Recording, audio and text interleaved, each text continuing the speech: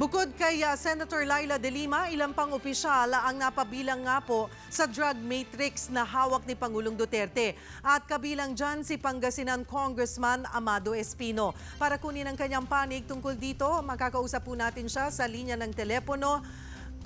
Good morning po sa inyo, Congressman Espino. Good morning, Cheryl. Good morning. Magandang umaga po sa lahat po ng ating mga tagapakinig. Opo, Congressman, ano po ang masasabi nyo sa pag-uugnay nga po sa inyo ng Pangulo sa kalakaran ng iligal na droga? Okay, Cheryl. Binalita lang sa akin, nasandaan kasi ako, pagbiyahe ako. Kaya kung mawala, patawag mo ulit yung tao nyo, ha? Opo. No? Dahil nasa biyahe ako. Anyway, binalita lang sa akin na kasama daw ako dyan. Actually, Cheryl, ganito, no? Minsan ko lang nakita yan si Secretary De Lima at saka yung si Mr. Dayan sa isang kasalan dito sa Batista, dito sa Pangasinan. At doon ko nakita nga na may relasyon sila dahil nagmano itong si Juan, kaya very curious pa ako. Si Secretary De Lima doon sa tatay nitong si Dayan, no? Si Mr. Dayan.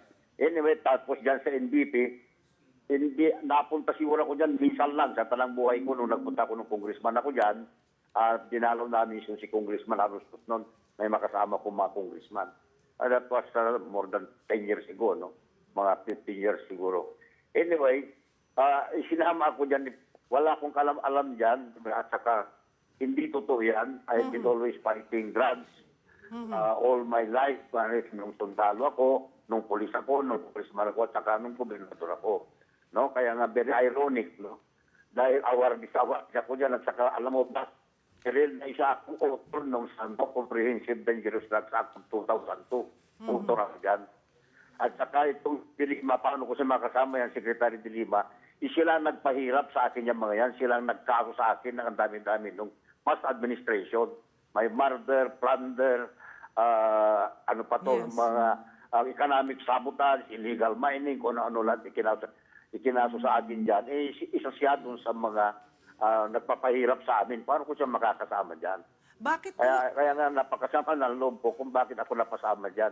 Dahil nga si Baraan, kapatid nung administrator ko. At ang balita ko, isinama pati itong nakasama daw itong yung administrator ko, si Rafi Baraan. Ako masasabi ko, walang kalam-alam yung tao na yan dahil kilala ko itong taon to. Kilala ko ito. Kami nga ito nga, dismiss ngayon yan sa isang kasong ipinal nga na nagbenta raw kami ng black sand na inaamin naman ng mga original complainants na walang totoo, hindi totoo yun, politika lang yun ang sabi nga nila, pero tuloy pa rin yung kaso na yan hanggang ngayon. May kaso pa nga ako ngayon hanggang Santigan Bayan dahil lang yan. Na ipinal dyan. Kaya nga, sabi ko napakasamaan ng loob ko dahil bakit naman ganon? So, Congressman, ano po ang nakikita niyong rason? Bakit po kayo naiuugnay ngayon sa droga, illegal na droga? Hindi ko nga alam yan, Cheryl. Kaya nga ito, hindi ko alam. Hilong-hilong nga ako bakit, it's so ironic, sabi ko nga sa'yo, dahil ako ang lumalaban na dito sa Pangasinan, ang daming na-involved sa drugs dito. Ewan ko, paano ko nadamay dyan. Kaya nga alamin ko, dahil ito nga, sabi ko nga sa'yo, paano ko makasama si Secretary De Lima? Samantalang ito yung mga nagpahirap sa akin. Ito hanggang ngayon nga, may kaso pa nga ako. Opo, dahil di po ba, maliban nga po dito sa droga, ay iniuugnay din po kayo sa black sand mining, sa quarrying at sa wetting po sa Pangasinan. Yung nga ang kaso pa, yung plunder nga din, yung ipinail pa yan ng past administration ng mga kalabang ko noon sa politika. Noong pang 2012, no? Ganito rin, panahon yun, ulit. Noong 2012 pa yung mga yan, Cheryl, no? Yung mga kaso na sinasabing yun. Tapos na-dismiss na nga, hindi binanggit yung murder, na-dismiss na nga yan maraming pad dito, ang daming ipinanakaw sa akin yan, economic sabotage. May ano pa, yung sa black sand mining, yun nga, yung plunder na yan sa waiting daw. Wala naman, kaya nga, ito nga yung drugs na naman ngayon. No, kaya hindi ko nga maintindihan kung paano na itong nangyari ito. Congressman Espino, matanong ko rin nga po, kung personal nyo po bang kilala itong si Ronnie Dayan, ito pong dating driver ni Senator De Lima? Yung sabi ko nga, minsan ko lang yan nakita. May kinasal dyan, nag-sponsor ako. Kamag-anak niya ang ikinasal, either kapatid niya, yata pamangkin or anak niya. Whatever, basta matagal na yun mga 3-4 years ago. Minsan ko lang siyang nakita. First and last ko nakita yan doon. Kasama nga doon, nagulat nga ako at nandun si Secretary de Lima. Doon ko na pagkatapos nagtanong-tanong ako, yun nga, nalaman ko na kaya nandun si Secretary de Lima because of this Dayan na to. At base rin po, Congressman, sa matrix po, Yeah. isa raw po kayo sa pinakamayamang politiko sa bansa. Ano po ang inyong reaksyon dito? Ay, hindi po totoo yan. Hindi po totoo yan, Tos Madios. Hindi po totoo yan, mga yun na lang mga charges sa akin para mga politika yan noong pang nakarang eleksyon.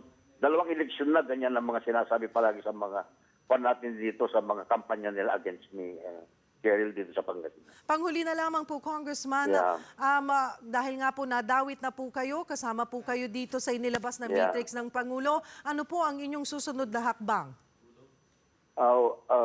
Ito nga, itatanong ko lang sana, ikukan ko sa kanwin. I want to clear my name, of course, dito.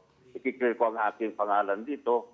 At gusto kong sagutin din kung ano yung mga charges. Gusto kong makita kung ano yung mga charges na sinabi dyan.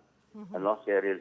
At saka, pero ako, sasabihin ko siyang tapatan, ang kampanya ko rito, lahat ng eleksyon ko rito, is peace and order and illegal drugs, no?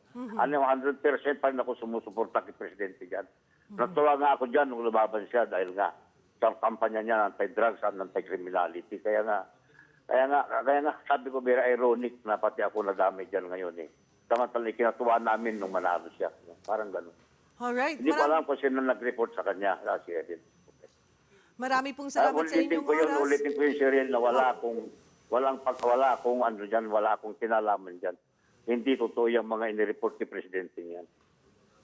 Marami pong salamat, Pangasinan Representative Amado Espino Jr.